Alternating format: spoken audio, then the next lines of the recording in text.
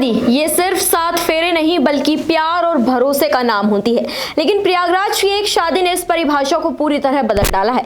कप्तान निशाद और सितारा की शादी एक सामान्य अरेंज मैरिज थी। दोनों परिवारों की रजामंदी से तय हुई।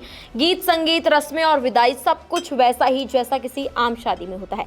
लेकिन जिस रात से एक नए जीवन की शुरुआत होती है, सुहाग रात, उस रात इस रिश्ते में तूफान आ गया। कप्तान का आरोप है कि शादी की पहली ही रात सितारा ने उसे पास आने से मना कर दिया, और सिर्फ मना ही नहीं किया बल्कि चाकू निकालकर धमकी दी कि अगर उसने उसे छूने की कोशिश की तो वो उसके टुकड़े टुकड़े कर देगी। मामला यही नहीं रुका। एक दिन कप्तान को सितारा के फोन में अमन नाम के एक शख्स के मैसेज मिले, जिनमें लिखा था कि अगर कप्तान कुछ बोलेगा तो उसे 10-20 लड़कों से पिटवाया जाएगा।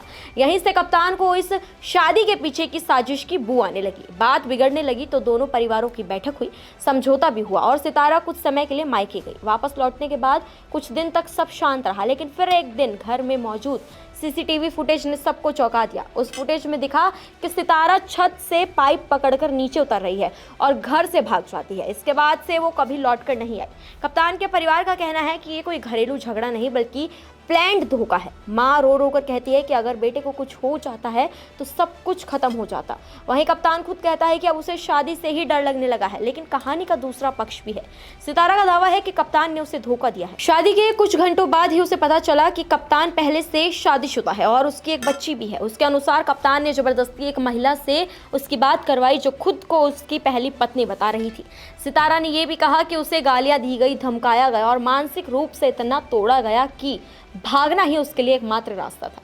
सितारा ने अपने ऊपर लगे अमन से प्रेम संबंध के आरोपों को सिरे से नकारा है। उसका कहना है कि वो अमन को जानती ही नहीं है, वो तो कप्तान का ही दोस्त है और उसे फंसाने के लिए ये नाम उछाला जा रहा है। उसका कहना है कि वो किसी प्रेमी के साथ नहीं भागी बल्कि अपनी जान बचाने के लिए घर से निकली थी।